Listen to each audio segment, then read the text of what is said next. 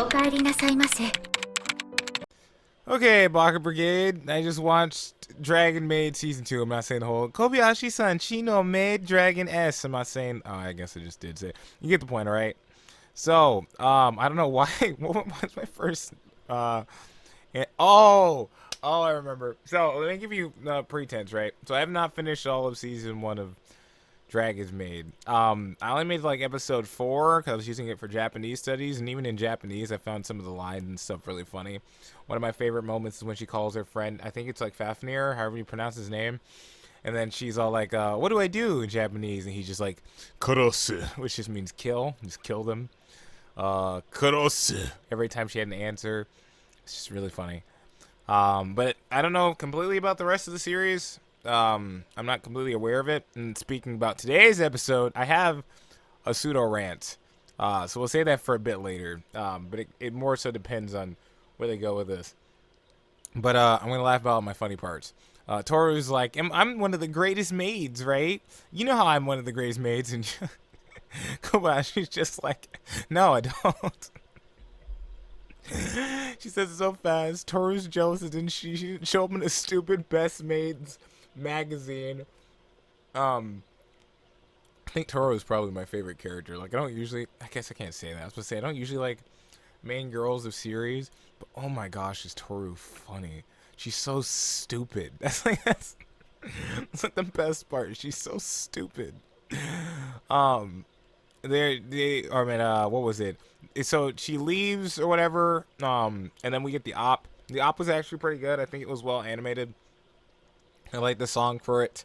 I think out of what we watched from Slime, I think I liked this op better. After that, we immediately go to her being at the maid shop, and then she's hired already because she showed up, and it looks like she's just super dedicated to the shtick versus like because she's a maid now. I guess I'm not calling her an actual maid. We have Frederica as my profile picture. We are not calling Tohru. I'm not putting them in the same category. All right, we're not doing it. Tohru's great though. What was I gonna say? Because she was complaining about like, oh man, I need that job. I'm really bored just sitting at home all day with you and Kana out, and then she looked like a what did Kobayashi? Why do you sound like an angry, bored housewife with nothing to do in their lives?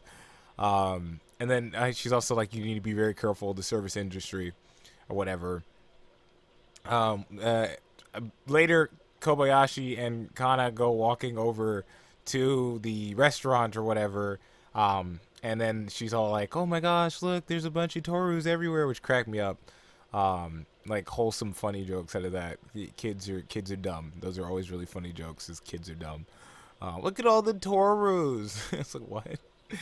Uh, Kobayashi, it turns out, tried being a maid as well. I thought that was hilarious because she just doesn't fit like the cute girl aesthetic. She's just really super tomboy, and so she's just having to live with that pain of not being taken as like a girly girl in some sense, or naturally gifted in other areas. And it turns out Tohru is not doing her maid stuff. She's specifically being a chef right now, and she's like cooking it up. They give her like a whole bunch of animations and stuff. She's throwing like the omelets in the air, and then she poses at the very end. All the maids are like worshiping her because she's just so good and so cute and whatever else. And then Kobayashi, oh, I already read that one. My bad. Then Tohru, it gets super upset because when Kobayashi's there, she's like, "I'm not even being an actual maid right now. Oh wait, go back outside and we're gonna restart this." And she didn't even change her outfit back to her maid outfit. She's just standing there with their chef outfit or whatever she was wearing for being a chef. And she's like, "Oh, come in, please, please." Walks over to the table again. Kana never moved. Kana just kept sitting at the same seat the entire time. She's like, "I want an omelet." She's like, "Oh, let's get 2 omelets then." And put put a spell on it or whatever, maid spell, whatever maid cafe junk. And then she just does an actual spell and then pours this nasty purple liquid all over it. And Kana's like, "This is amazing." And she's like, "I want a refund." So it's pretty good. I thought it was hilarious that she got into the maid teacher role, basically. She taught them an evil spell. The ladies were summoning a curse in order to make the omelets. Then they had to figure out. So, Tohru got no maid review. She was mad about that. That was pretty funny. Mountain's missing. Couldn't be which one of the dragons is it. They go running around. They ask everybody. I didn't make it to see how this girl was at first. I could kind of guess her character based off like the intro dance and junk. But Tohru punches her straight in the face. I don't remember what her name is, but it cracked me up when I watched her just get socked. I'm just like, dang, what the heck? And then, so we're going to get into the rant-ish, because I'm an artist on Twitter, right? This character showed up a minute ago on Twitter a long time ago, and we all know how Twitter is. However, the one thing that I won't argue for Twitter are against is bad character designs. And I'm going to be honest with you, this design's all over the place. I think she's just a short lady, so I don't really think that's as bad of an issue as I thought it might have been. I think she's just a short lady, but at the same time, what the freak is she wearing? What is this outfit? Why are her boobs so big? We're gonna get like, I'm just gonna go take out the filter. Why are her boobs so big? Why is she only running around in a thong? Why is she only like 5 feet tall or whatever? You know, you're not helping yourself. This anime is drawn in a more cutesy style as it is, so it's kind of whatever. And I think she's just a woman. I don't know what C's gonna do when he gets to part. I kept looking the entire time as it was designed, and the reason I'm gonna bring it up is because she went to do her fire breath, and her boobs started to glow. And at that point, I can't take what I'm currently watching seriously, which I didn't really need to. The fight was still kind of had a like humorous moment, though at the very end of it, they tried to put more of a serious tone on it. Kobayashi did have to bribe the one girl to be like, "Can you just help her?" I didn't know the dragons had factions. That was quite interesting. That's a nice little thing to add on there.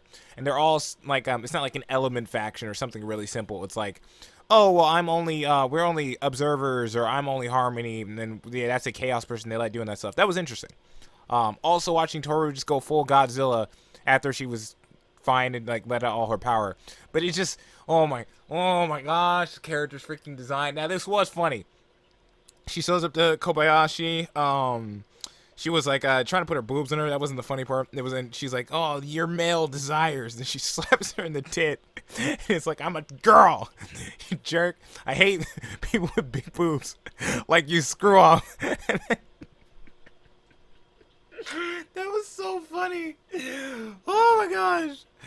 I didn't realize how funny Dragon Maid was. I think I watched it once, and I didn't remember the reason why I was like, I don't find it funny. I didn't make it that far, though. I only made it like a small amount, maybe like 1 or 2 episodes. Watching in Japanese helps a lot because I like the little like moments in between on it. But like, oh my gosh, dude.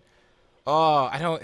And then they have this like kind of deep conversation on the train. I think her name's like Ilulu. She follows her down the train, and then they're talking about like dragons and humans can't coexist. And this is kind of, so here's what I'm gonna say, right? Sometimes it's still good to have a narrative. I think a narrative is fine.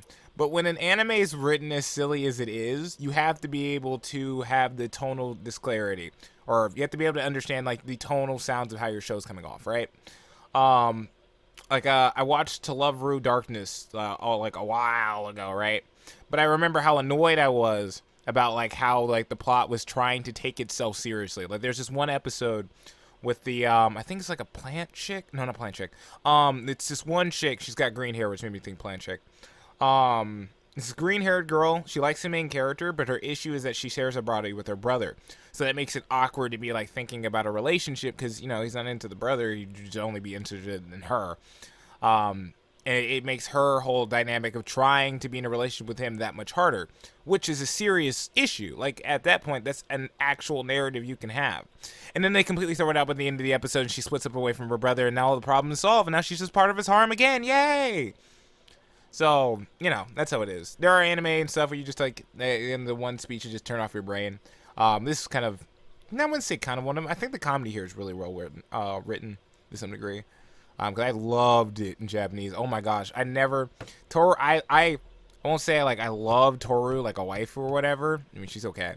But I love Tohru as a character. I love Tohru as a character.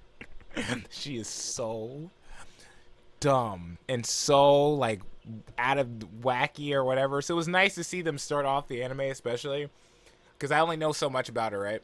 I loved watching the anime start off with like, Miss Kobayashi. Yes. They didn't put me in the best maid category. I'm a great maid, aren't I? No. Thank you so much. I know I'm amazing. Or like when she made food out of her tail over and over again. Just so dumb. Just so dumb.